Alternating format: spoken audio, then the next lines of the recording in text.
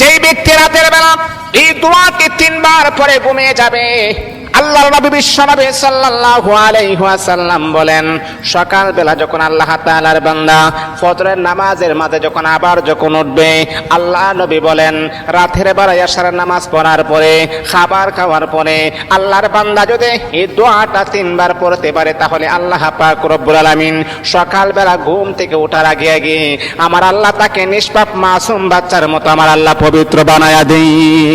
দোয়াটা সবাই আমরা জানি, আমরা সবাই কিন্তু দোয়াটা জানি, কিন্তু আমরা আমল করি না। দোয়াটা হলো আস্তাগফিরুল্লাহাল্লাযী লা ইলাহা ইল্লা হুয়াল হাইয়ুল কাইয়্যুম ওয়া আতুবু ইলাইহি লা হাওলা ওয়ালা কুওয়াতা ইল্লা বিল্লাহিল আলিয়্যিল আযীম। 3 বার যদি আপনি পড়তে পারি, ইনশাআল্লাহ আল্লাহ পাক রব্বুল আলামিন আমার আপনার জীবনের সমস্ত গুনাহগুলোকে আমার আল্লাহ ক্ষমা করে দিবেন।